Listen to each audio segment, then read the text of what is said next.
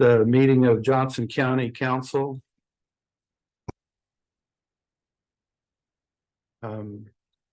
Roll call, please. Myers, Here. Emma Burton, Present. John Mallers, Here. Ron Deere. Here. Walter Reesmer, Here. John Myers. Here. Ron Whitmer. Here. Invocation by Melinda Griesmer, please. Yes, let's bow our heads. Our Father in heaven, we're grateful for thy bounteous blessings upon us and upon our county and state and country. We ask for a blessing on this meeting, that we will be productive and that this meeting will be held in accordance to thy will. And we ask for a blessing on our first line responders and those working in the hospitals and anyone that could be in harm's way as they work for our county, that they might be blessed with safety, wisdom, and truth in all things. And we ask for these things, Father, in Jesus Christ's name. Amen. Amen. April, please stand with me for the Pledge of Allegiance. I pledge allegiance to the flag of the United States of America and to the republic for which it stands, one nation, under God, indivisible, with liberty and justice for all. Thank you. We have a couple of items to add to the agenda tonight. One item is going to be added in the consent agenda to C15, and it's by Christy Bruther. And the transfer of funds. The other item is to be added as item F6. And it's a financial consultant agreement. And it's for our okay to be presented to the commissioners for their signature. So given those two things, we'll move into public comments. Are there any public comments at this point in time? If so, I'd like to limit it to 5 minutes per person. Seeing or hearing none, we'll move ahead. So the next one, pardon me? Oh, I'm sorry. We need to approve the agenda. I'll make the first motion. Motion by Melinda. Who's second? Second, John Dittmers. All those in favor say aye.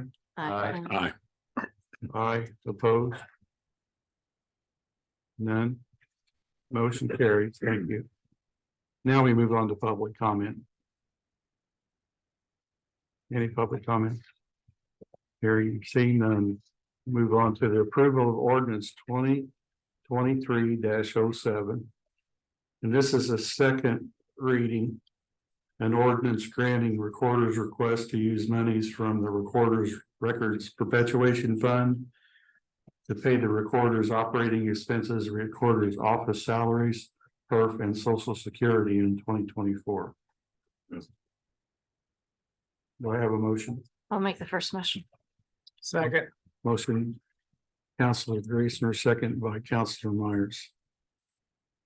All those in favor say aye. Aye. Opposed? Motion carries. Thank you.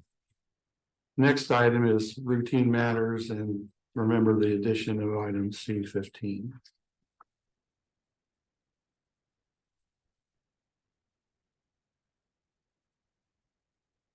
If everyone's all right with this, we'll entertain a motion to or if there's any one item you want to remove and discuss, we can do that also. Move to approve consent agenda.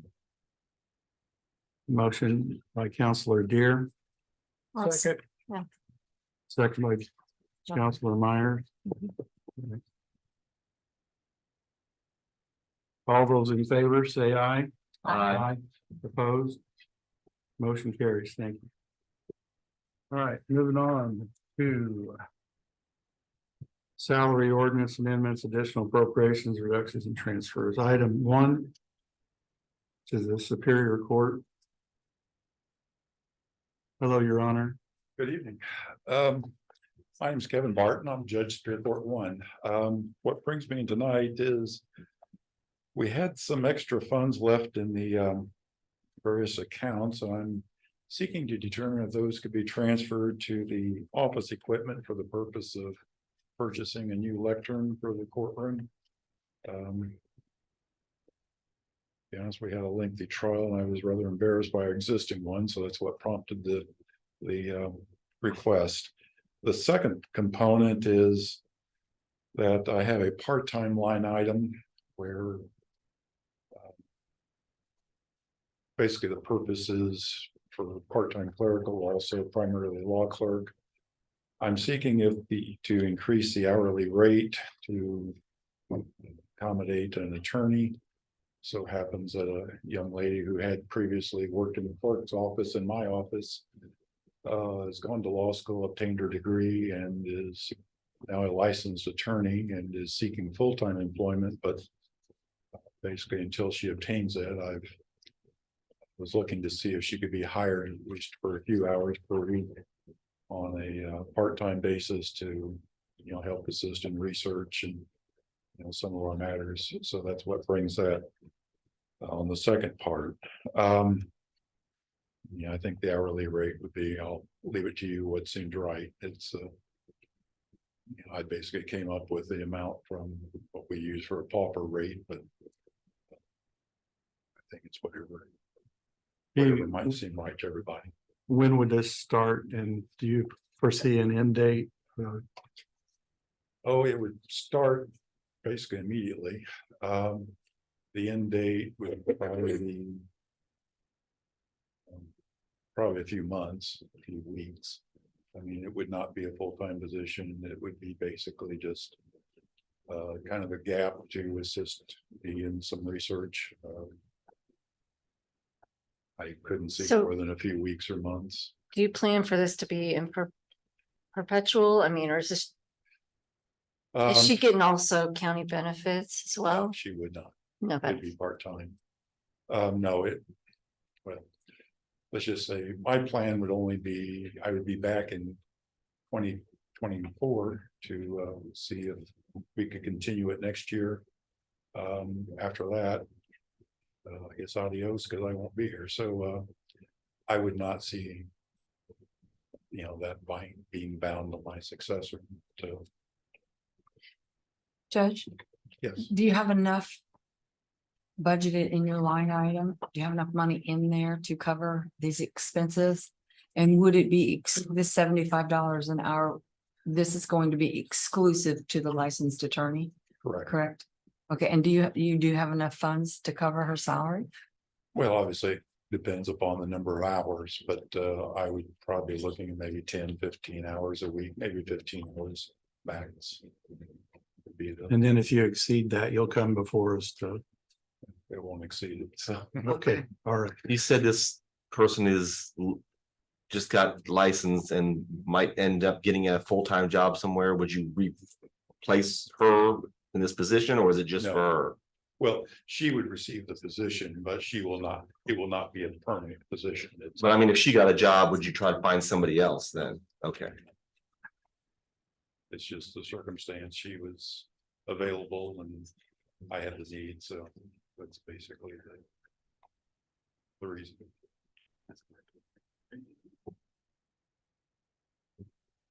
All right, any other questions for the judge? I move to approve. Motion approved by I'll John Hall, second it. second by Pamela Burton. All those in favor say aye. Aye. Opposed? Motion carries. Thank you, Judge. Thank you, folks. Next up is item D2, which is the stop grant.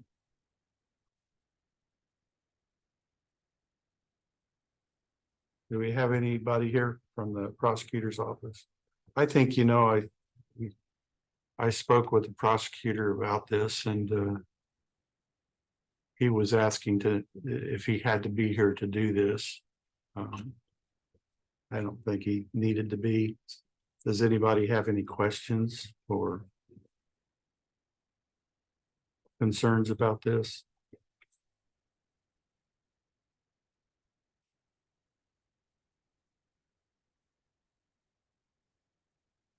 So John, you're conversation with the prosecutor. Can you kind of just give us a thumbnail of what this is, the stop grant, to kind of educate maybe? I cannot, and I Okay. should not speak for the prosecutor.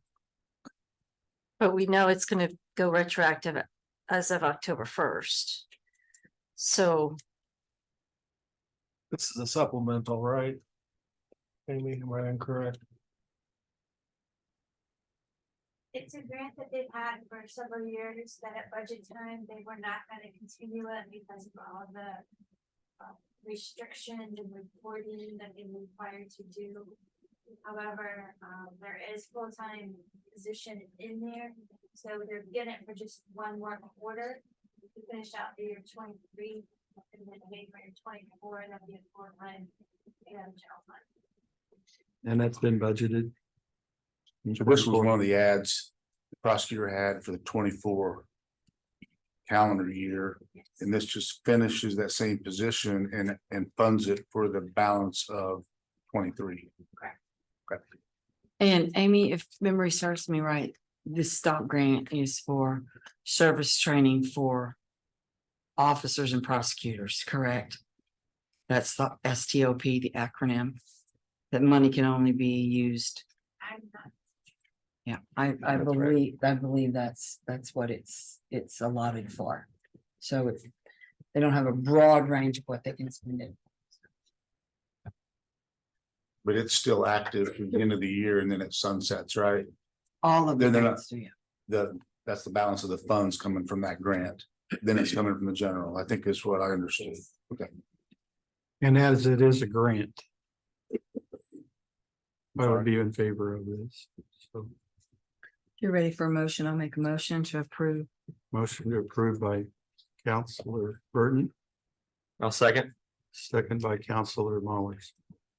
With retroactive to 10-1 of 23, please. As stated. All those in favor say aye. Aye. Opposed? Motion carries. Thank you.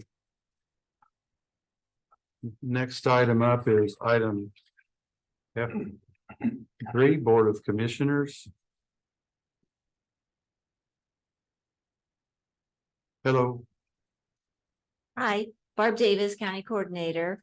hi, Barb. This evening, the commissioners would respectfully request to ask for additional appropriation in 175,000 and a transfer of funds in 60,000. This is for our insurance renewal, which the county's insurance runs from 11/1 to 11/1. So we just received all the renewal amounts. And for the last several years, this line has been underfunded. Now, next year, the commissioners did ask for an increase, so hopefully it will get us through.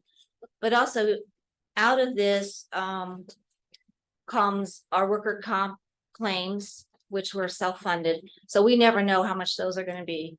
And also our litigation attorney or any type of litigation that comes before the county comes out of this line item. So is this money going to be spent? Do you know it's going to be spent or? For this year, Mhm. so what I estimate, currently there is around 302,000 in there in the account. We're requesting 235,000. And right now we owe 487,000. So that leaves roughly 50 for us to pay any expenses from now to the end of the year for litigation, workers' comp claims, such as that. Okay, I see that item B is pretty much a wash, right? So 60,000 for 60,000. And then the 175 is the crystal ball number, right? Which It's is- both of those. Yeah, So I just kind of looked within the fund to see where there might be some additional. Like in Social Security and PERF, instead of asking for the full amount as an additional appropriation, I was looking for something to transfer. you're on top of it. Thank you. Any other questions for Barb? I'd move to approve. Second. Motion approved by John Ditmer, second by John Myers. Thank you. Thank you. All in favor, say aye. Aye. Opposed? Motion carries. Thanks, Barb. Next one, you're doing reg and rescue plan too? Yes, so this is additional funds to complete the animal shelter. So this was some overruns when during the construction. The ARPA committee did meet and approve this request. And this is coming from the ARPA. I don't think I was it. Okay, I'll make a motion, the first motion. motion by Counselor Griesmer, Second. second by John Myers. All those in favor say aye. Aye. All opposed? Motion carries. Thank you. Thanks. Thank you, Barb. Next is Sheriff for the CIT and capital improvements for that.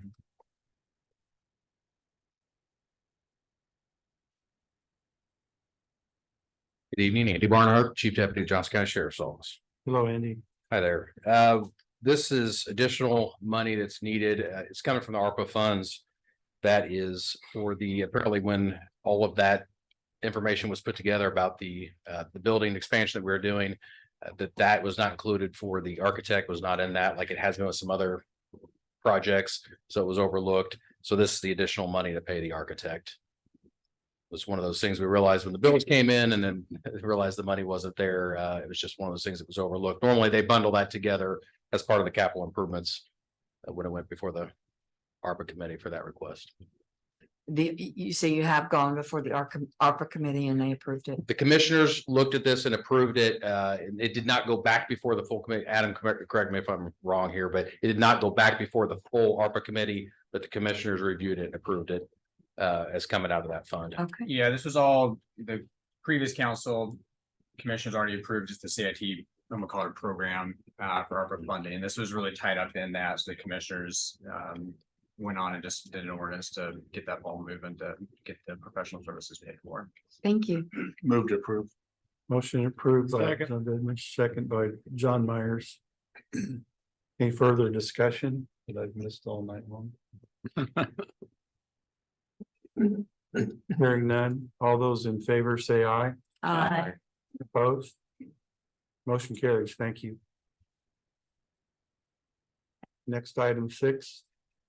And this is $15,000 just coming from the capital improvements where it was originally appropriated. Again, all ARPA money, part of the CIT expansion and being moved to operating supplies, which is, this is for the furniture for the CIT expansion, I believe. Yeah, This is out the general fund. I'm sorry. ARPA.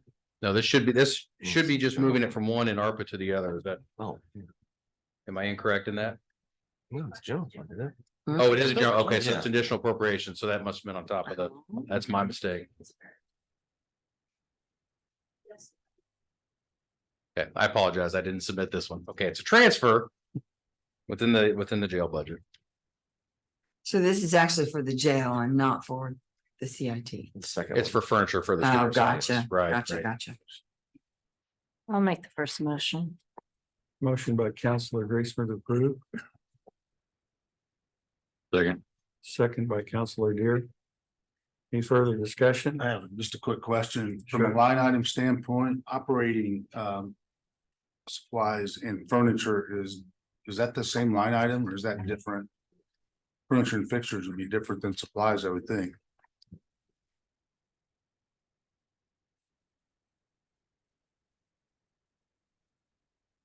I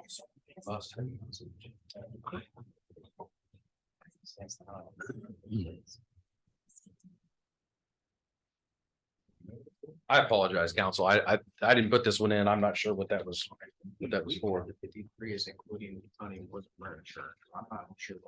Is this something that was separate from CIT then? Additional supplies for the jail. I'm not sure. It's moving from within one to another somewhere it's needed. I can collect additional information. I apologize for that. I'm not sure what. Andy, I don't have a problem with Sure. what we're doing. I just want to make sure we understand what's had 15,000 for operating expenses that are undefined seems kind of high. Furniture, I get. Yeah. If it's a one-shot deal.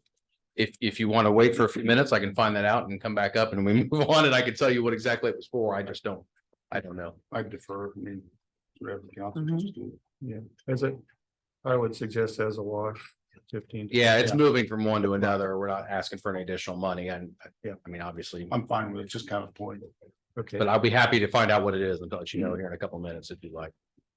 If you can do that, we go ahead and any further discussion? Well, within that memo was approval of the sheriff's salary contract. And discussion of Axon 5-year contract. That's on. No, next that's part. one down. Oh, I'm sorry. If you want, while you're working on E, I can find out what that is and let you know. No, we're cool. We're cool. Yeah. I'm just waiting on motion. Okay. I think someone made a. There's a motion. Yeah, there was a motion on the floor. There was in discussions where I raised. You made the motion? I did not. No, Melinda did and Ron I'm seconded sorry. it. No, you're good. Motion by Belinda, Ron Deere seconded. Now we're ready. Any further discussion? Okay, all those in favor say aye. Aye. Opposed? Motion carries with great difficulty. Okay.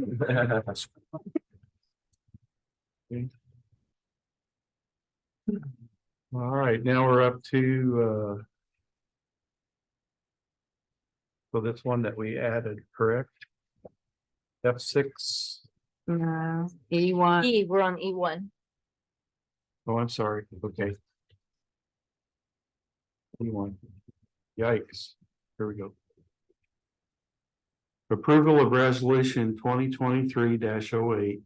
A resolution transferring unspent funds from Community Corrections Adult Grant 2021 Fund number 9165 to Community Corrections Adult Grant 2023 Fund number 9142. Steve Kermode, Assistant Director, Adult Corrections. So Adam can maybe help me out a little bit with this, but I'll give you kind of the background. So previously, the way the DOC grant went was any unspent funds that we had, we would receive an invoice from DOC and we'd cut them a check at the end of the year. They don't want to do that anymore. They want us to roll over. So for 2023, which they just told us that in September, that we needed to get it appropriated into our current budget. Well, we have different funds, so we had to create the resolution to commingle funds. Is that accurate?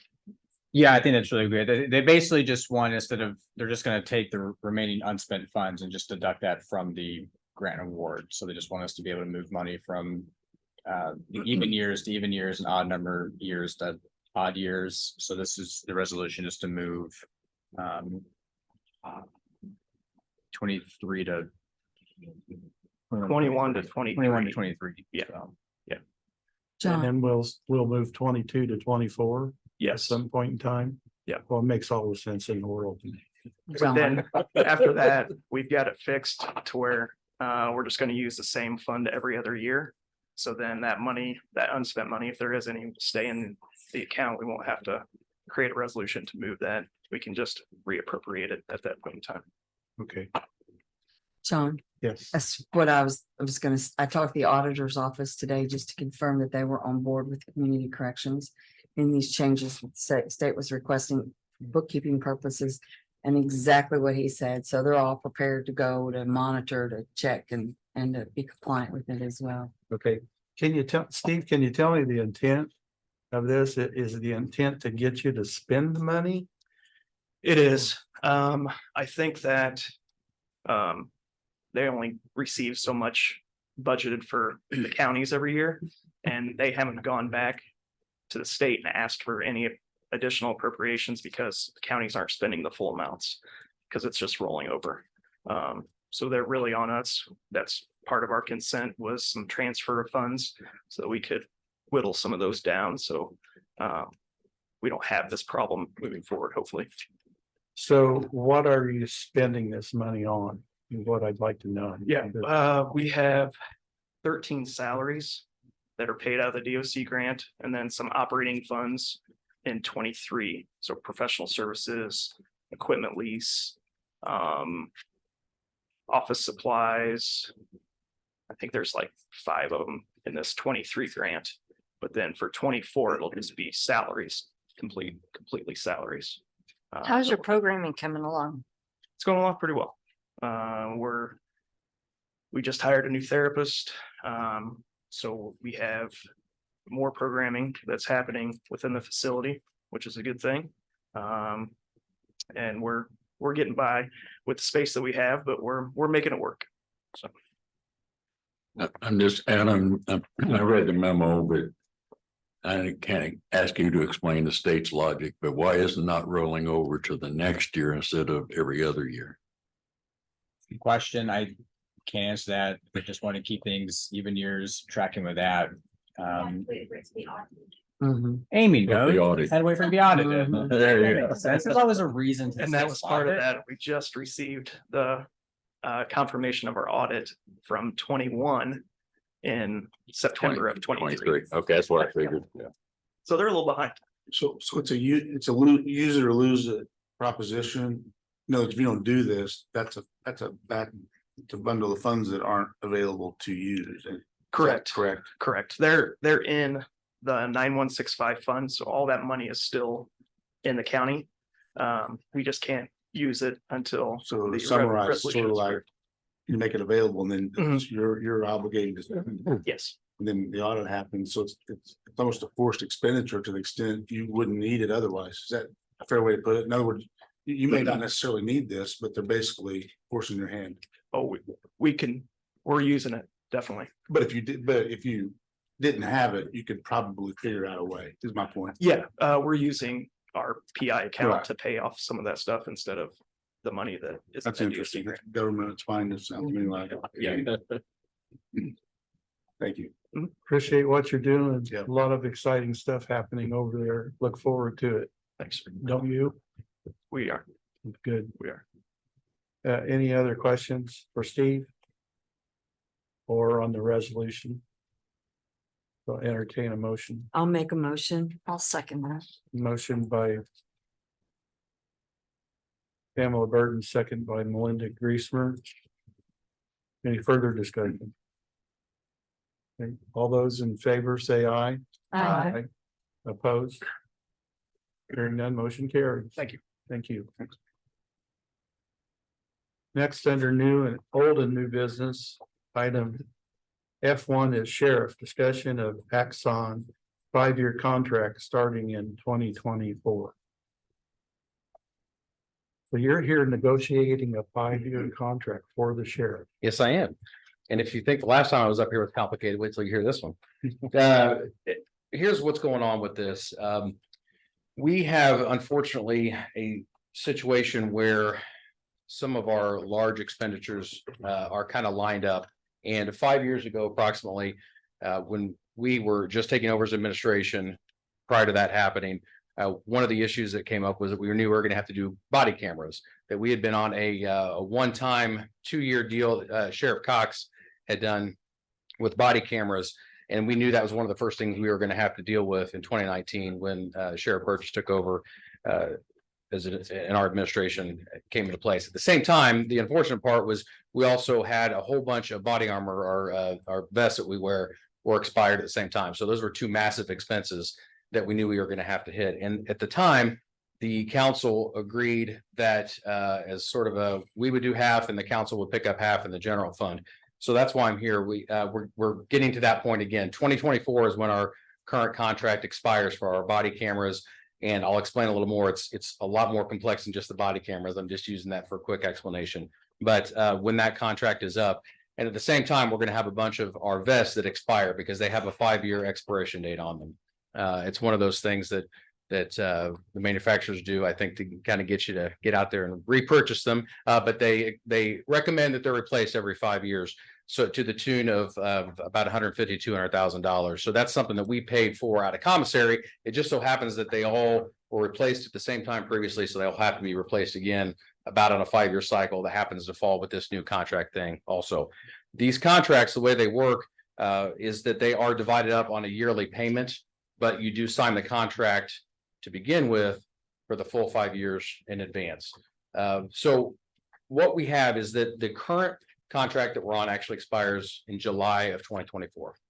The reason we're here now is that we knew that was one of those things that was coming up, and we didn't know what that was going to look like. Our Axon reps reached out to us, and we started talking about what our future was going to look like with them and what that contract would look like. And like everything else on the planet right now, prices have gone up significantly for the things that we get from them. On top of that, the sheriff had been talking to the commissioners about some additional things that I'll give you a real quick backstory. When we switched to body cameras, when it became one of those things that it's pretty much expected for all law enforcement agencies to have body cameras now. We used to have in-car cameras where it was literally, when I started, it was a VCR, a heavy duty VCR mounted in the back of the car with a camera up there, and it recorded the VHS tapes that we had to switch out. Then it moved on to DVDs that we did the same sort of thing, that it would record on those. And then more modern ones were where it would record on a hard drive that was built into the unit. When we switched to body cameras, to help justify some of the expense because it was considered more necessary, it captures all those interactions when you're outside of the car. But we did lose that component of recording everything that happens in and around the car. And that is something that has definitely been missed. And there's been a lot of discussion with the commissioners about how to fix that. So what we have done is, now let me give you a little more detail on the Axon contract. So through Axon, we get the body cameras. That's a big portion of it. The storage is actually the most expensive thing by far. We had looked at doing in-house storage, and some of our IT experts at the time basically said that yes, they could do it technically cheaper, but you're going to have redundant systems to make sure that they're backed up. We're talking about adding hard drive after hard drive over the years to make sure that we can keep that footage for as long as is necessary. There's retention things that need to be retention laws and policies, how long we have to keep these videos. So the storage is really the most expensive component. And by having it done third party, it really actually ends up saving money in the long run through man hours is what it is. The amount of effort it takes and the ongoing cost. And then the worry if you have a cyber attack or something like that, and you could lose access to all that, which is actually evidence.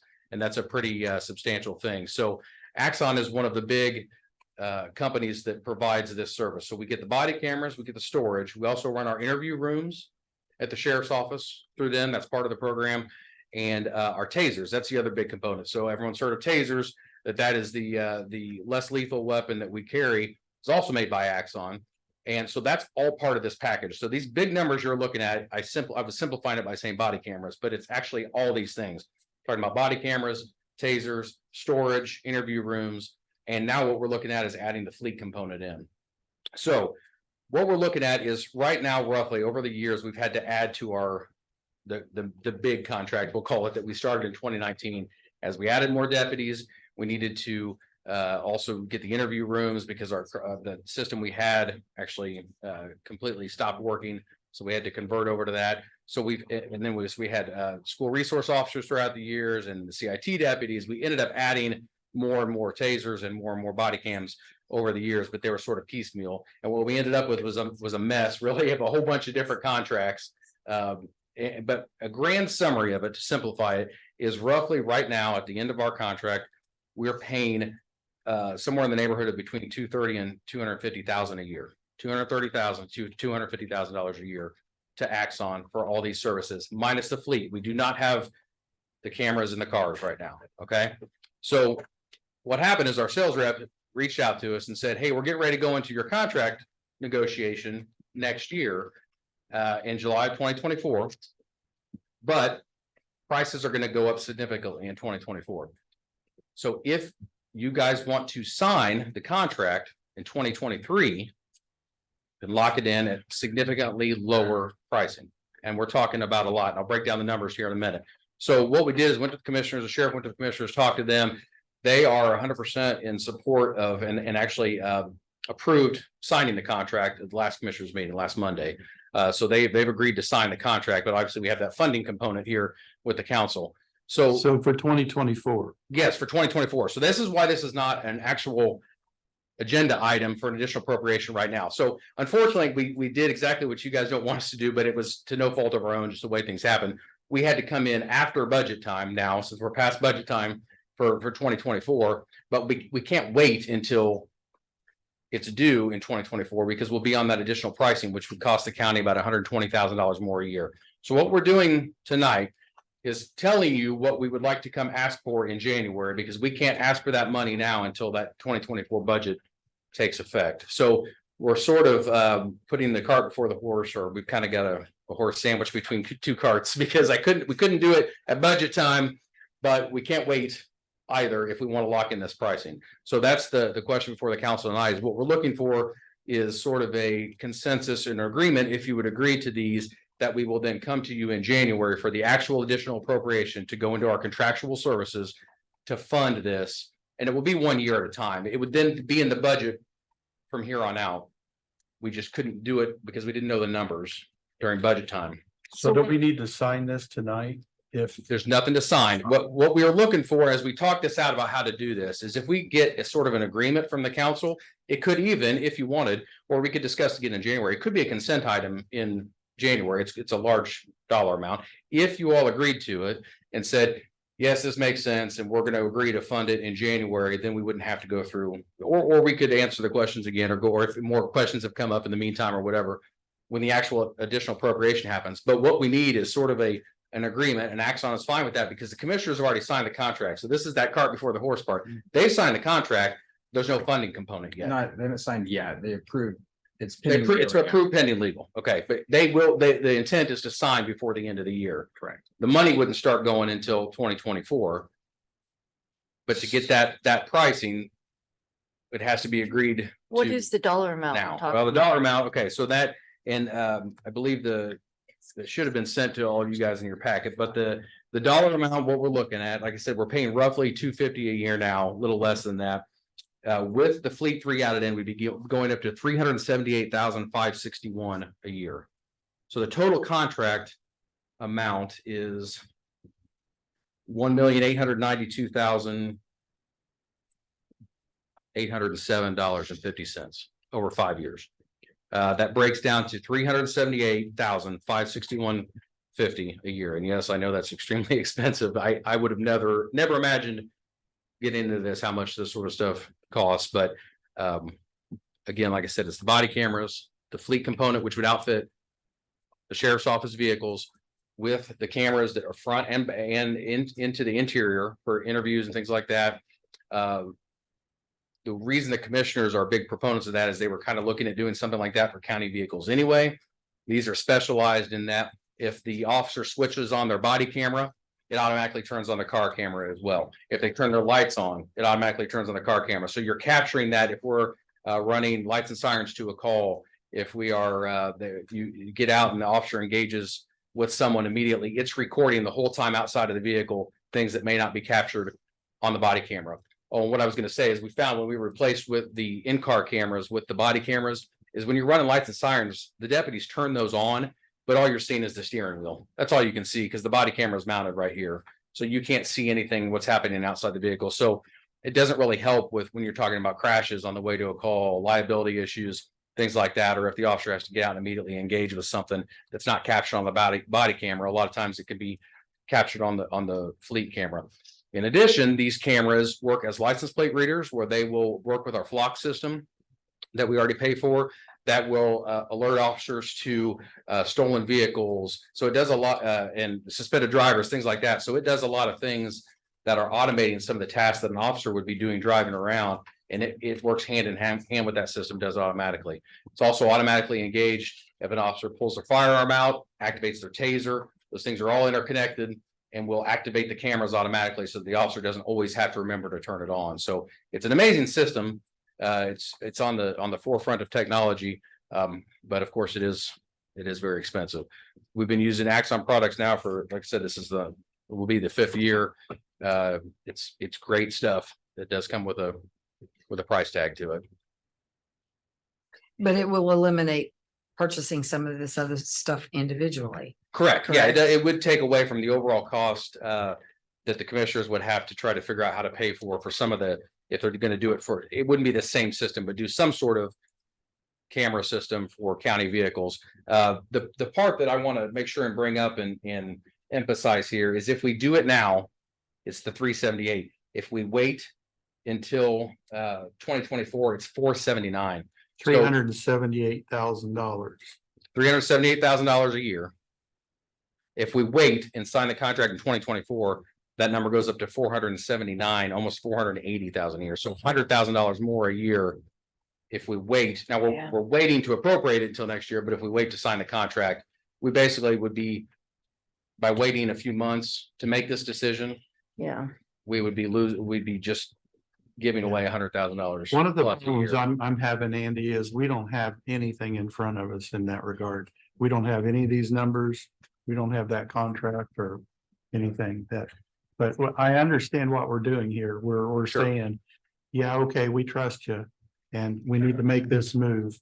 And I'm asking Adam and Tiffany, what do we do? Do we say, okay, by consensus of council, and we all nod our heads? Well, the contract has a provision where if sufficient funds aren't appropriated, we can terminate the contract. So right now, we've got a few small things with the contract that we're gonna be working with Exxon just to get cleaned up on the commissioner side of things. So the contract can be executed this year.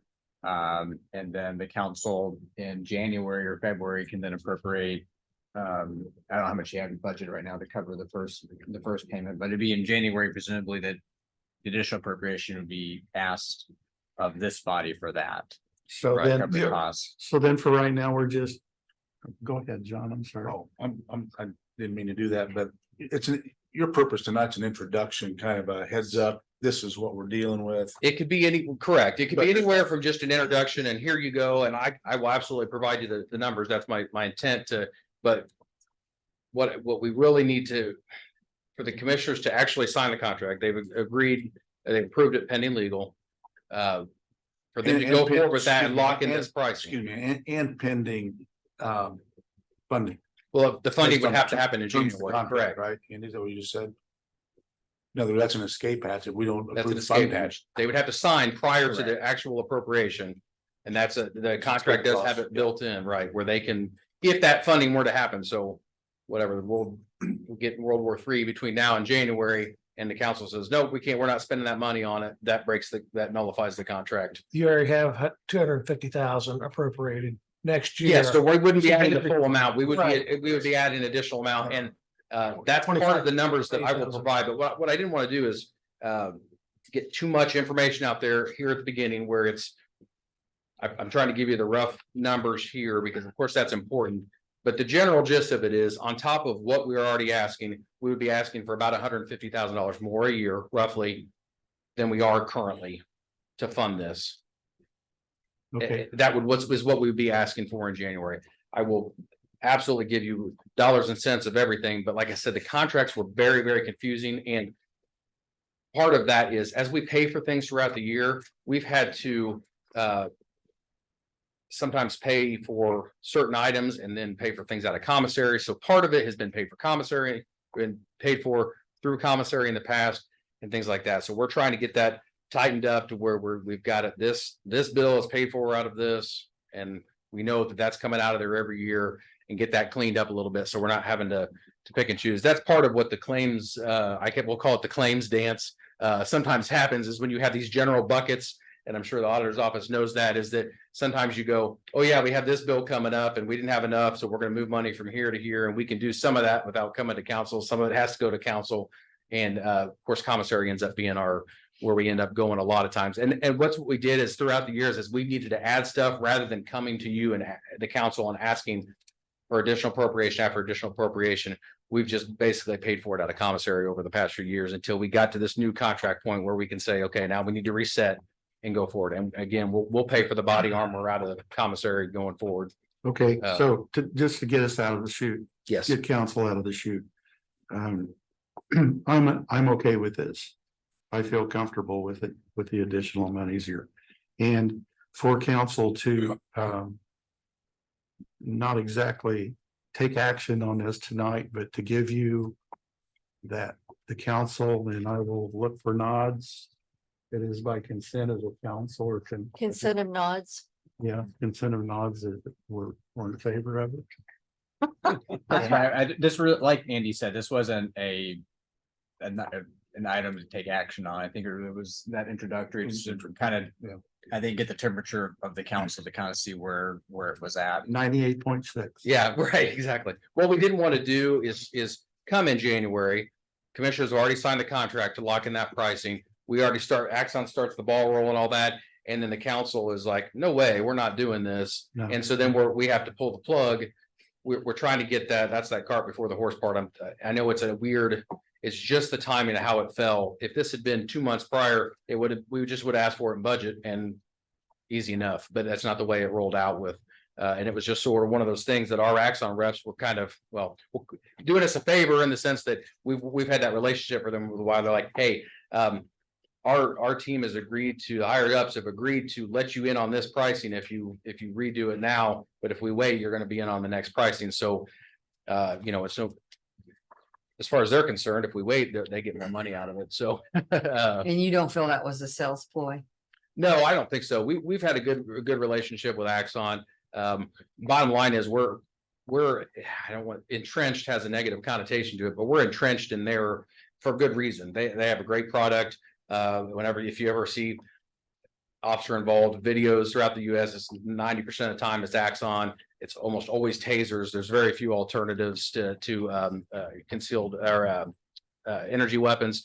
And so there are some options out there, but this is basically what the vast majority of law enforcement agencies go with. It's what we're comfortable with. So is it? Well, it's not impossible to switch to somebody else. It would be a mess, and not necessarily. And that's, good of course, they're increasing price. They are increasing price. Yes, that's always the rub of, are you getting what you should use? Or are you gonna?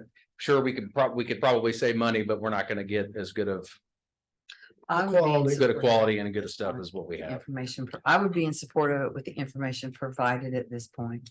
Okay. Well, I watch Patrol Live every Saturday Yeah. night.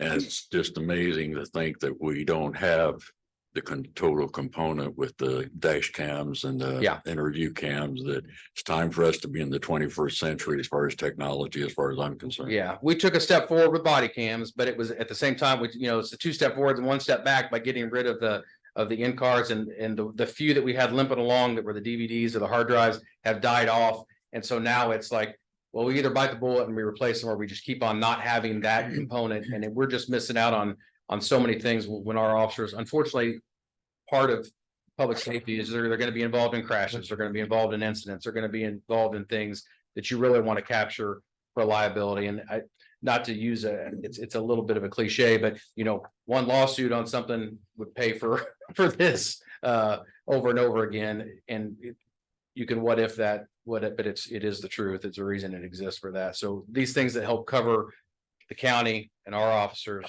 and provide more safety. Yeah, it costs money, but I think it's worth it. Need anything else? No, that All right.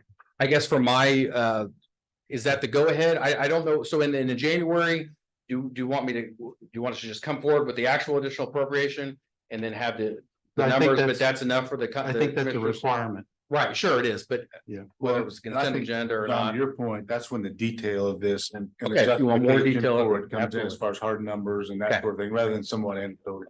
I would prefer it not be on the consent agenda. Okay. And that way we No, get to understood. have Understood. a discussion again and see the numbers, Okay. and if there's any additional questions. Not that our decisions would be, our minds would be changed, but we might be more questions that way. Right. Any information you have, more information. 100%. We'll have everything. And of course, Axon they will do any kind of presentation, or if you'd rather just hear it from us, whatever it is that you want to. We need to trust your judgment. Okay.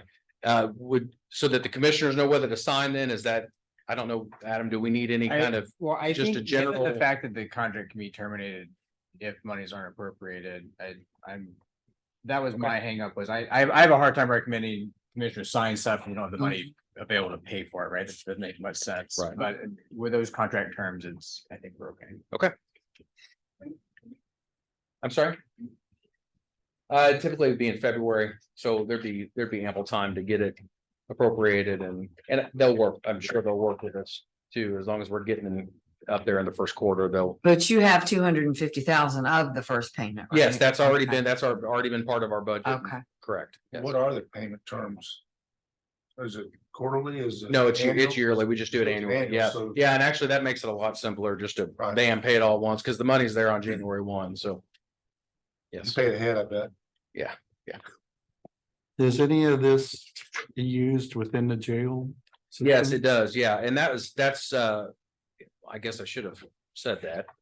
The intent is that contractual services, I'm glad you brought that up, contractual services in the lit. So this is not, we didn't want to ask for this out of our normal general fund stuff. It would be the lit is what our intention is to ask for that because a lot of the things are used jail related, including outfitting the jail vans with the cameras.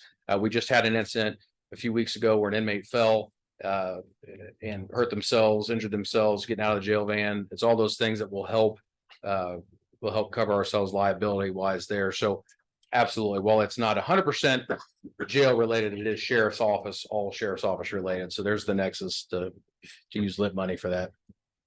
They can I use apologize. all of it. I'm The sorry? full amount for lit. Yeah, We've talked We've about talked about this. that, I think it's almost impossible That's what I was to saying. divvy up, okay, well. 5% of this contract is for sheriff, non-jail related expenditures, when the majority of it is for jail. And I don't think that small little bit would make it fatal to pull it out of the jail lead. So we'll keep looking, but so far we haven't seen anything that would tell us that I can't pay for it. I don't know that there's ever been, the sheriff spoke to other sheriffs and other officials from other counties, and I don't believe it's ever been questioned. He couldn't find any where it had been in any other counties. It's a little ambiguous with it's, how it's worded for these special taxing things, that it's for the operations of the correctional facilities. And the sheriff's office is part of that. And so is there a reason where do you separate that out? You separate out functions within, or is it really just for the public safety? And there are other counties where they're paying for all sorts of road related things out of the lit like this. And there's never been a question. I'm not even really sure who would question that or who it, I don't know that it's been being an audit, but if it doesn't specifically say in code how it was written, then I don't think it matters. Okay, I think there would be enough information in the meeting minutes that will substantiate your needs. Thank you. Yes, thank you. And the next one is item F2, approval of sheriff's salary contract for 2024. Andy, are you doing that also? Sure. I think we need to table it. I think that isn't that Where's the mandated by the sheriff? state? Yeah, it's he is unavoidably detained this evening. I think we need to table this.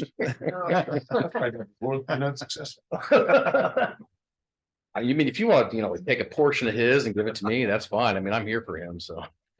I'll second that. Yeah. Well, I'm all for it because I don't have to sign it. John Myers has to sign it. He's listed as president. John. Isn't this all mandated by the state? It is. I don't know if it's a requirement to do this. It's an option. The county has opted to do this for several years. Uh-huh. So this is, I think, a good route that the county has gone when it comes. But the footprints are basically there from the state, right? What should be Correct. done? Yeah, And and it's this always is the put same budget. content we've been using for the past couple of Right, years. We've just right. updated. So is it a the amounts. formula based on I think it's prosecutors 80%. based on? Prosecutors. something? Yeah, so Based on the state prosecutor. that's what this is based on is the prosecutor pay. Yes. Yes. And if one, two, Right. John, if you're signing this. I don't care. I will edit. Ready for a motion? I will make an edit. I'll make a motion to approve the sheriff's salary contract for 2024. I'll second. Motion by Pamela Burton, second by John Mollers. Any further discussion other than the signature line? Hearing none. All those in favor say aye. Hi. Opposed? Motion carries. Thank you. Thanks.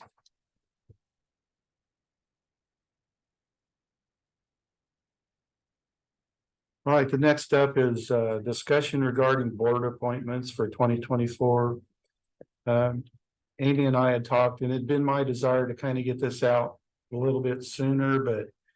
We need to just discuss among us at the council level here, the advertisement.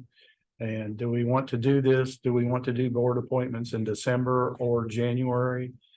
And there's also a new board appointment that has come up statutorily.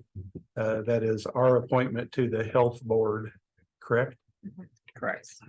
So Adam, anything else you wanted to add to this or? I'm actually gonna ask Tiffany since she's been working on this. The only thing is to discuss if you still want people to come in and interview kind of like they did last year, because that is a requirement that isn't on the commissioner side.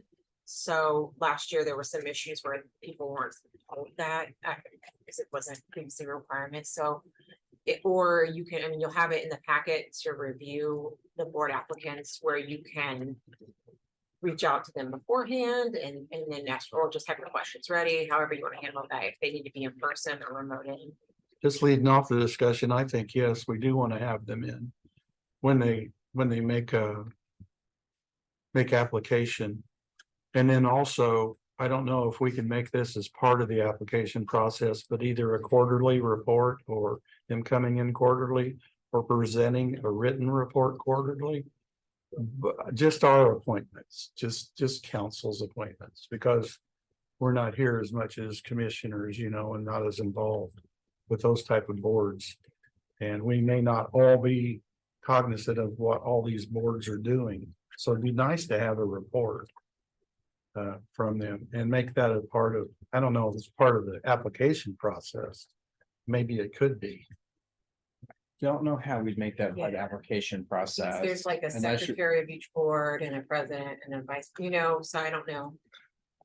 I guess when we, There are boards that are required to do that, like the RDC has one kind of Right. report, and then I'd have to go back and look at which ones, but I don't know that that would be, even if you put it on there, it wouldn't necessarily be that person's job to provide that report. It might already be required in the statute, it just depends on the board. And some agendas have on the first part of the agenda, reporting from boards.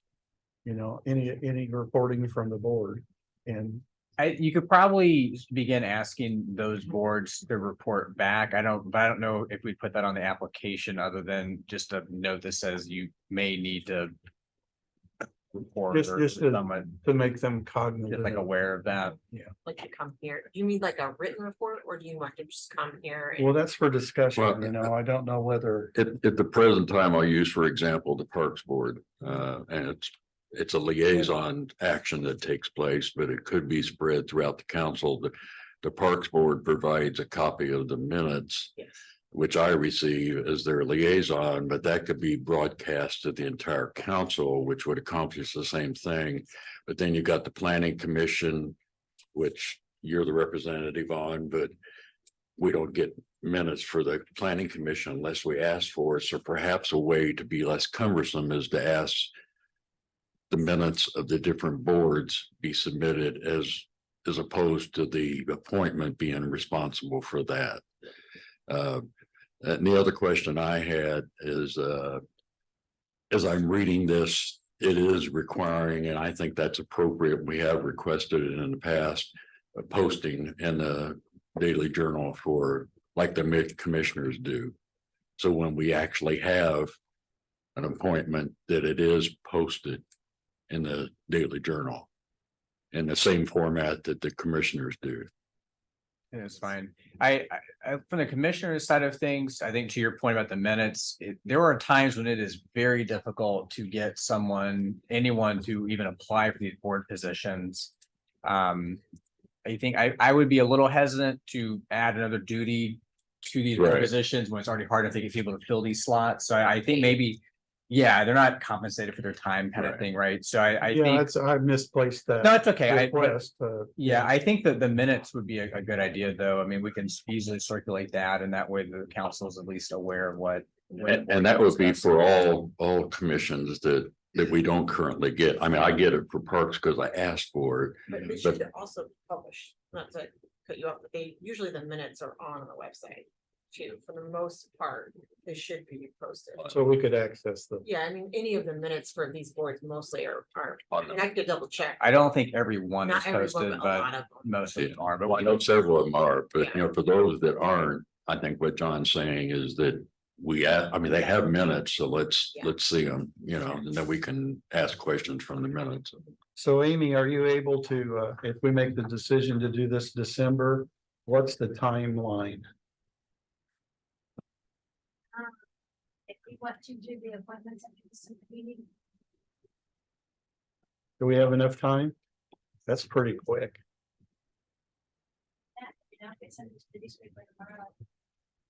I know the commissioners have already started to receive, I think we have 3 or 4 already came in today. So I mean, they're trickling in on the commissioner side of things, but you probably want at least a month, Yeah, I would say, to get so the December, responses. all right? In your regard?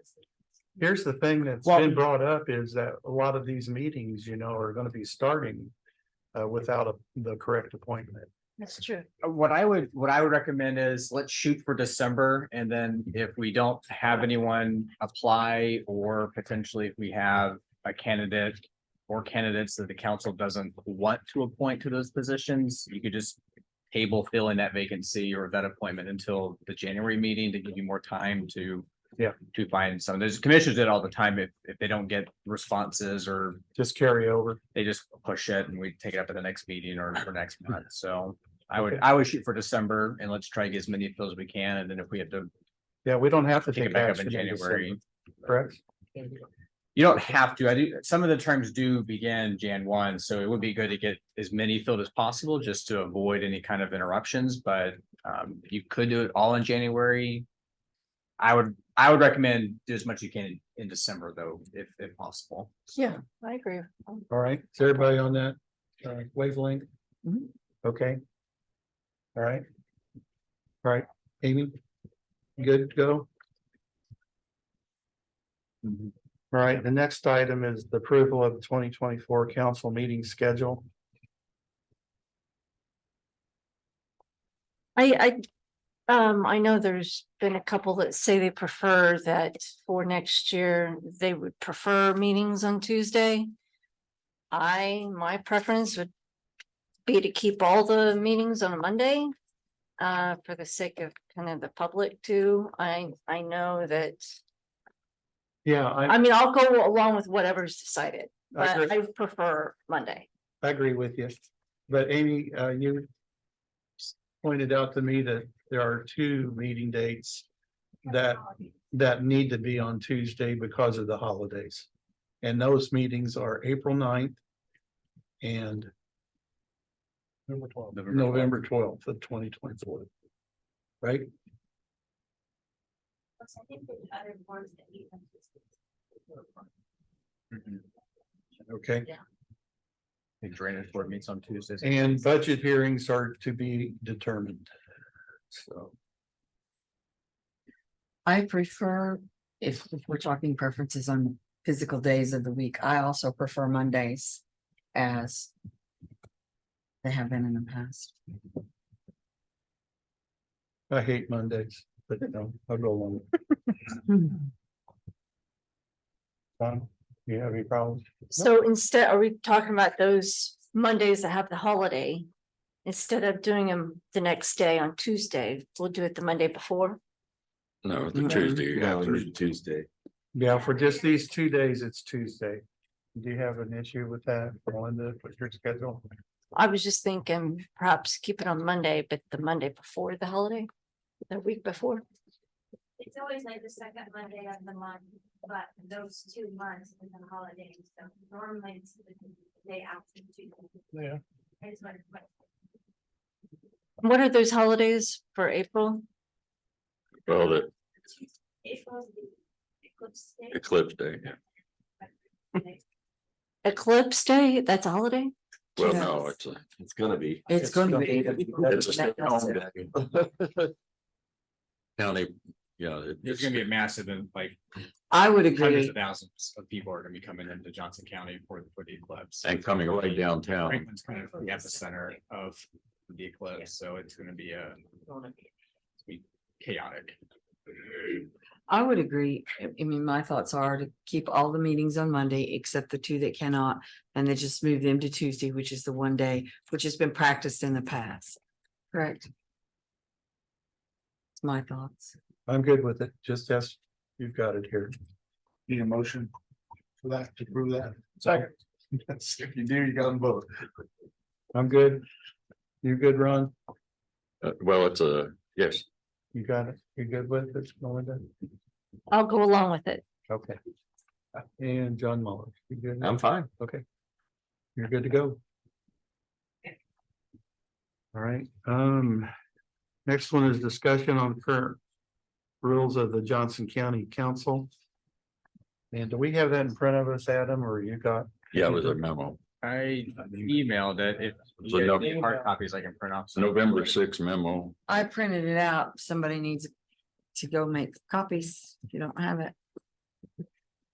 So this is for council discussion tonight, and as to how we go forward, it's up to you all. It's both sides, Adam.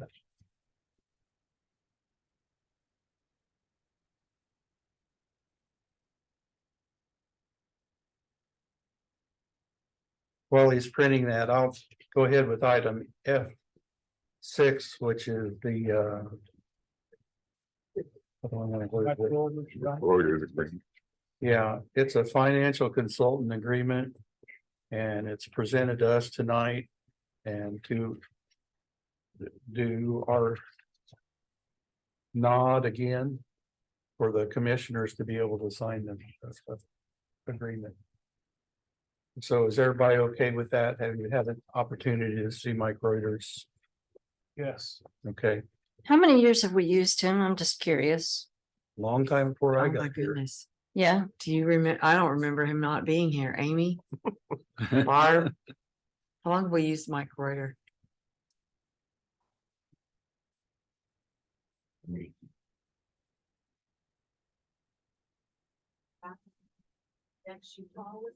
I was gonna say, I was 30 years, maybe plus, and I know he has sure bailed. I don't wanna say bailed me out, but that's what he's done in a lot of situations in the past, and I've always been very reasonably priced. As Well- far as the work he does for our county, and can't speak up for the. Management now, but in the past, he was a huge help to the county in many things. Something I'd like the council to consider going forward. I mean, okay, I'm okay with this agreement as it is, but going forward, we need to discuss in January of asking him to do more. I would like to see more of a visual presentation in the form of charts and graphs and things to make it a little bit easier to comprehend some of these weights. That's that we're fair. dealing with. I think that's fair. But that's something that we can do later on. Well, and off the cuff, Mike does respond to council with a request without charging, some occasional phone calls and inquiries that I've made to him that. So, he's very responsive. Tiffany, what do we need to go forward on this? Just the same thing and I. This is, so this would. Well, so this was, Tiffany and I had conversations with everybody. This was kind of our. No, he's talking about my. I got ahead of you. I went with the financial consultant, Mike Reuter, while you were printing these. So again, the contract is with the commissioners with Mike. The reason why I wanted this on the agenda was just, he was asking for a 2.5% increase. So the fees last year were 16,500. The fees for 24 fiscal year will be 16,985. 900. 900 some change. I can pull it up here, but so it's really just to put the council, because it's a commissioner contract, but it's paid out of council's budget. So that's why I want the council to know there's a slight increase in the fees. And I took the temperature while you were gone and I think everybody's okay with it. Okay. And then I went ahead and mentioned that in January or February, we want to look ahead and see if we can't ask Mike to do a little bit more in regard to visual presentations and of graphs and charts and things of that nature and get a little deeper. Okay. In the presentation. Okay. And also getting ahead of the curve on the presentation. For budget season. Yes, what we need to do. Yeah, fine. His contract will be before the commissioners at their 11/20 meeting, so we'll. Get executed at that time. So, council's okay with it? Yep. Any further discussion on that? We'll just move ahead then. So going back then to the rules for the council. I think Andy has something he wants to say to it. Oh, I was just gonna, I got an update on the question earlier. okay, go ahead. Go ahead. Oh, you walked up. I didn't get I know. I don't want to get stuck in this next discussion. Yeah, no, I'm gonna say this in the lead. No. Turn your body camera. Yeah, yeah, no kidding. The answer to that question about what those expenditures were for is it's basically miscellaneous expenses. So at the end of this year, we had some capital improvements we were going to do throughout the year. The cost of like some remodeling some bathrooms and a kitchenette area in the sheriff's office. Those are the type of things we normally take out of capital improvements. Those came in way more expensive because building things are costing a lot these days. So we didn't do any of them. So we had that money remaining. And rather than coming just for a straight additional appropriation to transfer out, we had some other bills. So therefore, toilet paper for the jail, some cleaning supplies, so it's literally just additional expenses. Things are costing more than they have. And that we actually did raise it for 2024's budget. So that 15,000 is just to cover a lot of, it's mostly jail items, some hygiene products, and stuff like that for the jail. That's literally what that 15,000 is. So, and we didn't need it for capital improvements this year. So there's your answer. Sorry, I didn't have it. Thank you. No, thanks, Sandy. Hi, Andy. Appreciate it. All right, so the next item and the last item, I think we have to discuss, am I correct? Is that the last item? Yes. All right, is the rules for the council. And just wanted to bring this before everyone tonight. To open the door for discussion. I know several times it's been brought up about revisiting the rules, so. I don't know, I'm going to just ask the council, how do you want to proceed on this, if at all? If you want to wait until January when you have a new president, or if you want to take this home tonight and the next month, and or do you want to act on it tonight? It's up to y'all. John, I would not think we should act on it tonight, but I am curious as to what the material changes might be in this compared to what they are today. I had those same questions and I read it line for line today, compare it to what we did have. And Adam and I'm gonna call you Mrs. Deere, okay? Senior. Oh, my.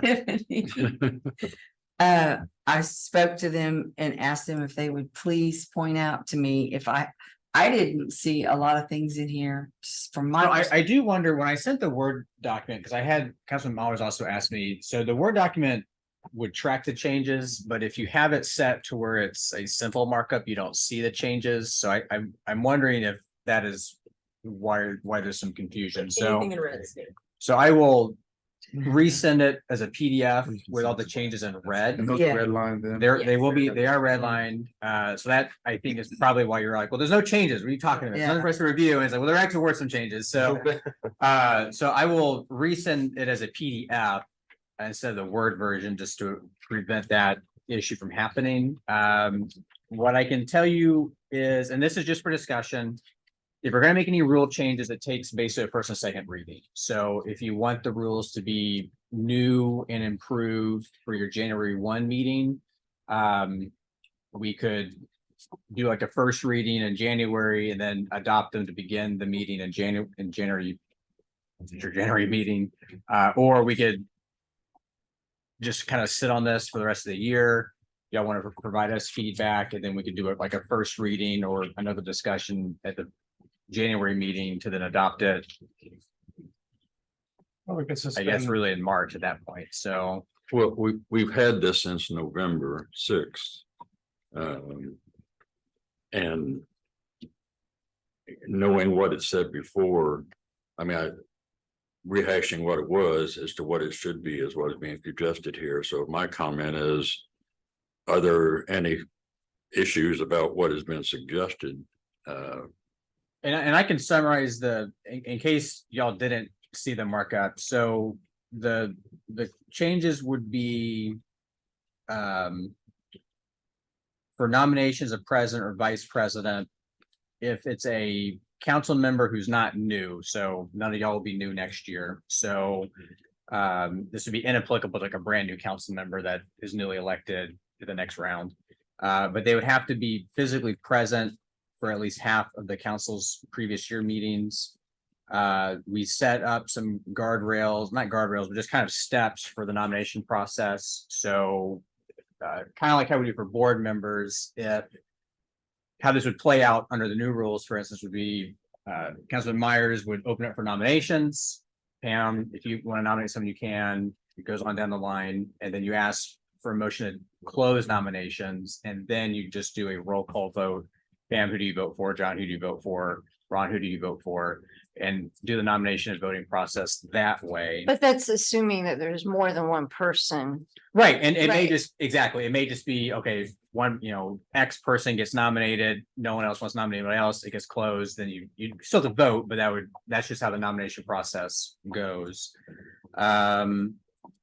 We had also included allowing a council member to execute a document via electronic signature instead of having to be here in person to wet sign. So in case someone's remote at a vote, they could just authorize an electronic signature to move the process along. We included a requirement to review the rules annually every year, just to see if we need to make any tweaks or changes instead of this. The last time we did this was in 21, so we've had 2 years on these rules, and so maybe do like a yearly review. The big one was a lot of council members wanted to do away with electronic meetings altogether, so no more remote. My advice to council would be to keep remote meetings. There are the occasional time when we've had the need to utilize remote meetings to even have a quorum, so I would recommend we keep at least the use of the remote meetings. If the council wants to contract the numbers of times that people can go remote, that's certainly an option. Our draft was 2 meetings, but this is just a discussion. So if council wants to broaden that out, and if council wants to do away with remote meetings, you could do that as well. I, again, as council would not recommend doing that, just because there could be a scenario where you need someone to be able to remote in to have quorum to conduct business. So I think that is, we didn't put it in the rules, but it was a discussion earlier tonight by Councilman Beer.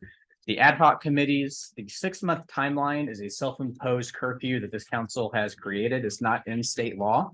So if the council would like to allow an ad hoc committee to last longer than 6 months, you can. If you want to allow by motion an extension of an ad hoc committee, you could do that too under the rules. You just kind of need to let us know what you want to put in there. So. And the reason I brought up about the ad hoc committee is we're going to need more than 6 months on the personnel committee. Because we're already into the 3rd month and we've got a ton of stuff to do. But as long as we're able Rules to. on it now, though. I mean, that committee ends after 6 months. Well, I mean, they're your rules, so you can kind of. We can change our rule here. That's not a Alternatively, state that's not a state statute. Thought it was, and then I couldn't we find it. couldn't No. find it. We will double check that, but we weren't able to Please find the do, state statute. Because I believe. If it is a state statute, you would just reconstitute the committee, Right. Yeah. and just Just let them reconstitute keep it. going. You just reconstitute it. So Right, either but way, it we can. forces you to go through the process. True. And it is good to put like, okay, we want some kind of end date on these committees instead of just an indefinite thing, because you want to avoid like standing committees. So I appreciate that, but I think we. Yeah, my question was just simply if it's required by state law. If it's not required by state law, as long as we can reconstitute it with the majority. I went over. It was quick. a question brought up 15 minutes before Right. council started. We haven't really had a chance to dive into it. I think you talked to Sheena briefly when the Yeah. rules were originally created, and She thought it was. kind of a self-imposed rule. We'll confirm that. So assuming it is a self-imposed deadline, we can tweak that if the council wants. So. Well, I think the presentation of what we have here. If we've received enough information and had the time to review it, I would suggest that we pass it to first reading. Well, I have a question here. So you never know what can happen. We didn't expect COVID to happen. And so we've got to, well, I agree, we need to have these in place. And in my opinion, we need to redo them and review them every year at the top of the year. What are we really gonna do if somebody doesn't follow through on these rules? I mean, really, I mean, what kind of punishment are you really gonna 10 impose? demerits, I mean, you know, 10 demerits. okay, so what? I think that that's the point. We're elected officials and we're elected by our constituents.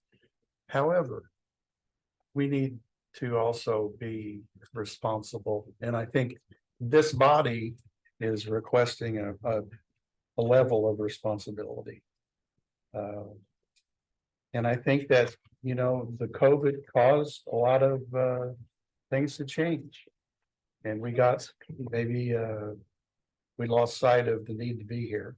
And I think two meetings, you know, of, and they may be consecutive, that you have to do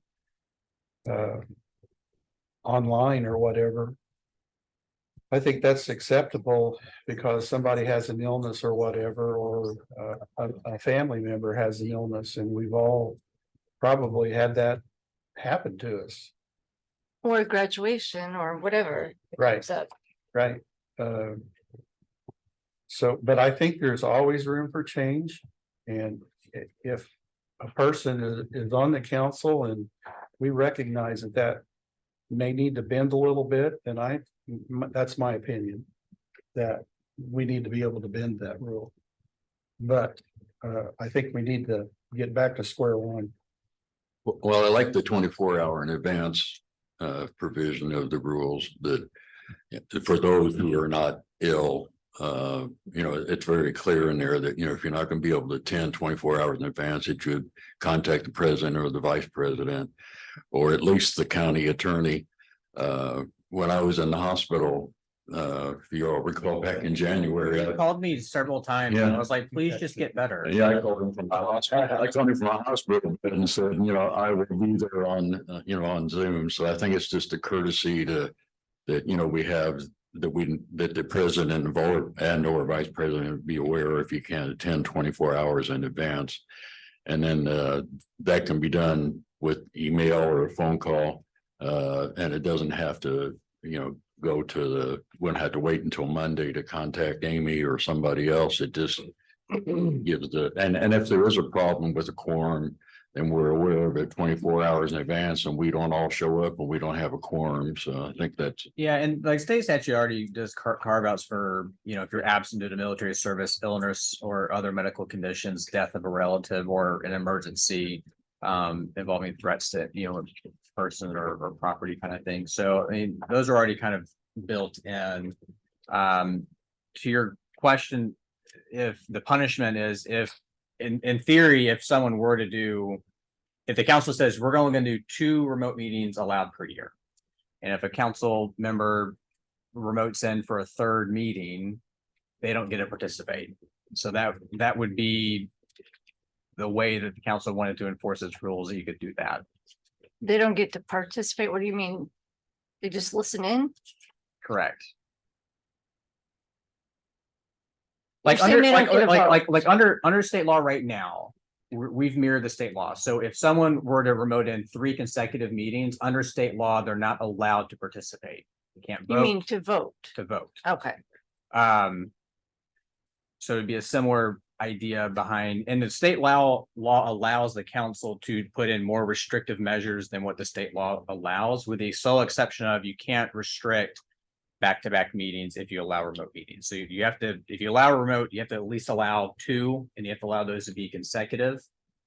But those are kind of the only real restrictions that you have. So Could you repeat what the federal law has already carved out for exceptions? Because I think that covers everything. the That would be state new. exceptions to allow to remote in would be military service, illness or other medical conditions, death of a relative, or an emergency involving actual or threatened injury to a person or property. So those are your excused reasons. On top of the 2 that you would get if the council changed it. So if we limit it to 0, and I'm not saying I'm suggesting that, but if it were 0, okay, you took an oath, you're gonna be here. So outside of those situations, you need to be here. Could you remote in, or do you have to have the additional to do that? Let's say I have an emergency, if I'm in a car wreck, but I can remote in, Mhm. but we are not allowing for any remote. Under that law, does it allow me to remote in? Am I asking the question properly? No, so those exceptions are and I'll put it in layman's terms, the council cannot prohibit a member of the governing body from attending consecutive meetings by electronic communication. A member may attend 2 consecutive meetings. You have to attend 1 meeting in between. They call them sets. So you have 2 meetings in a row or a set. So if you do a set, you have to be physically present in between your next set, okay? The exception to that would be I'm sick, I've been in a car accident, I'm in military service. I don't think. What anyone's at about just draft somebody's age. away on vacation or for a graduation? You're just recommending them not zoom in at all and not participate, and it would just be an absence? Well, if you have 2. If the council continues to allow remote meetings, then in that situation, a council member could remote in. If the council limits remote access to not remote access, but remote attendance to twice a year. If someone goes on vacation and they want to use remote in on a 3rd time, that's when this new change would say you don't get to take any votes because you've already done 2 meetings already remotely. This sounds a little convoluted, hard to keep track of. Maybe, Well, I think this, again, if the council wants to limit it, we picked 2 because a lot of people said no more, period. So we went with 2 initially. This is what the discussion would be for. So if there's no changes to the numbers, the only thing that needs to be kept track of is just don't utilize more than 2 meetings to remote in on. Which you're already limited under the state statute currently to 50%, and then that does not include like budget meetings. You cannot participate and make final decisions remotely anyway. So there already are those types of restrictions. So it's kind of just further restricting it on everyday or regular meetings. on the monthly meetings. Right. I think Pam was asking too, if we restrict them and we take them completely away, like rescind the ordinance to allow electronic meetings. If we don't have electronic meetings at all, if there is an emergency, which you can get. Oh, I'm sorry. Was that your question? Yes. I'm so sorry. Yes, that's fine. That's fine. Well, what I would recommend in that case would be just to amend the rules to allow remoting in under those exigent circumstances. Like only. So don't do away with all remote, because there wouldn't be a carve out to allow someone to remote in if you've taken it away. So if you are gonna really restrict it, say we're just not gonna do any remote meetings outside of these exceptions, then you would change your ordinance that allowed remote meetings to reflect what your exceptions are now are. Okay, that answers Does that my make question. sense? Yes. I guess- They're planned a year in advance, so it's not Yeah. like these dates are. Right, obvious. right. Well, I think it's probably the best interest for the public to have the representative at the meeting regardless. And if they can remote in, they should be allowed to.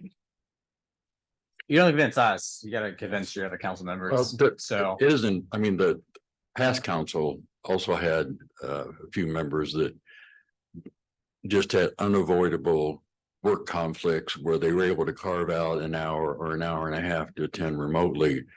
But, just couldn't get away, and we don't want to challenge anybody's livelihood as far as that's concerned, but I don't have a problem with the 2 as it's written.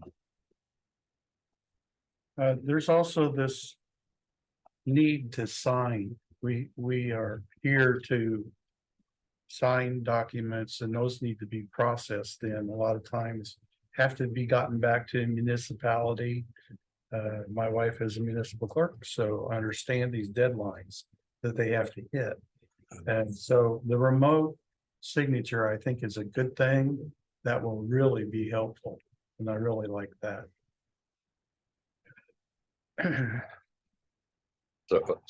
So I've made a motion to approve, and then we can have additional discussion if there's a second. Well, I'll make a motion too. In the first reading. Is this the first reading? Yeah, Well, I thought you were gonna send the revised copy with the red marks. And it was suggested that everyone review it again. Suggest changes and then discuss it again. I didn't know, are we taking a motion, Well, President? he has to have, for it to be active January first, it would have to be a suspension of rules in December. Well, so the rules just require like a first and second reading, so if it sounds like the council would prefer to, as a body, review the red line version. So we can do a first reading in December and then adopt it in January. But the provisions that you have in there for election of president would, the first motion of the action. So that's just to formalize it. I mean, we use Robert's rules anyway, right? So that's just to kind of memorialize the steps to get the nominations. As long as Councilman Myers is president next year, opens up for nominations and then closes it, that you don't need a rule to do that. We're gonna just memorialize that to make it very clear. So it won't be necessary to make sure the elections happen under these current, these new rules. That's just. Well, could we go ahead and just maybe go ahead and approve to get the ball rolling, the electronic signature, so it's made available? So we don't have to wait on that one, since it's something that's more time urgent. Do it all together. My comment is this, he's already expressed what the difference is on the red line. So you just want to move forward. Well, I'm saying at least let's get an introduction. Is there anything that we didn't understand about what he's proposed? Because he's, like I said, he sent those out November the 6th. Okay, so discussion, I'm gonna end the discussion here. And we're gonna wait on Adam to. I'll send them read- tonight. To send it out, and then we'll go to the December meeting and we'll do whatever we need to do then. And if we need to suspend the rules. John, do you think we can suspend the rules? Yeah, you can suspend the rules for a second reading. Right? Could, I mean, It's done all the time. yeah, Hmm. you could.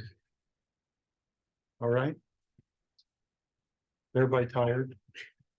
I mean. No, you cut it off, I'll stop. No, go ahead, John. You hadn't spoken, but go ahead. I just think, we're here, we're elected to represent the people. And the people are, if they come here to speak, they can't speak to you directly when you're on a camera. Before I'm on a camera, you're not there face to face with them, is what I say. You- I'm the one that says no remote. Right.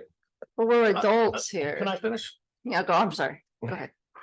There should be none unless there's a county emergency or a state emergency. I think if you're gonna have these meetings, and it's public business, the citizens' business, we're spending their money. We should be here. If we're not here, we're not here. That's I- just my take. I agree with that, and I think Ron talked about, well, you've got work and you're trying to cut out time. Well, in that case, maybe you shouldn't have run. Oh. So Mhm. if you can't give, you committed to get elected and people voted for you anticipating you'd be here. If you all of a sudden can't be here, maybe you ought to think about resigning. Well, I mean, okay. I mean, we all gotta remember about the personal emergency, what was said. There's always exceptions, Yeah. but I'm just saying if someone's just. They just don't show up. Okay, I think you weren't here one time, right? There's a I time, didn't say that should never happen. I'm saying if someone, I'm not talking about you. Don't get so defensive. I'm just saying if someone doesn't show up consistently. Then maybe because they can't make it because of work commitments or whatever.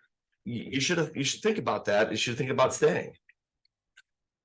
I would- So someone can. I would support the no electronic with the exceptions. Except there's the illness. Yeah. Emergencies are always covered. That's not an issue. Like, Yeah. if you have an emergency, that's. It's always. If somebody's on vacation, they should just not zoom in. So, Mr. President, seems I to mean, me, it's under that. like Yeah. there's plenty to think about. For the next Correct. period of time, after we get the red line, and I think the latter part of this conversation kind of got after maybe what the actual thoughts are. With that in mind, I think maybe that that takes us into December on reviewing the red line. I think it's fine. And, you know, we are having one-on-one conversations with everyone individually because we can't get y'all together ahead of time without it being immediate. Another right? question, So, another question in that regard.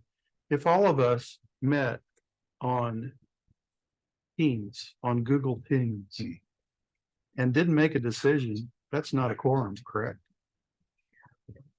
well, that'd be a public meeting if you're all chatting about county business, even if it's on Teams. So I would not recommend doing that. Don't do that Well, unless we've noticed it out. so there's the electronic issue. And well, and I think for tonight, it's hard for us to facilitate this spirited debate when it's just you and I talking, because you may say something that then leads you to say something. So this was good to get an idea. And if after reading the red line I think- changes, if I there's, appreciate what you've done. if there's other, well, I don't like this. It's a terrible rule change, let us know and we can make tweaks as necessary or start polling everyone individually, say, hey, this was brought up. What about this? And then we can make some more changes before December and maybe just continue to discuss it. One other comment I would make, I think the spirit of this debate is much more effective with all of us sitting here than somebody. Right, I agree. I mean, it's a case in point. However, let's reflect on what happened with Zoom people when counselors zoomed in.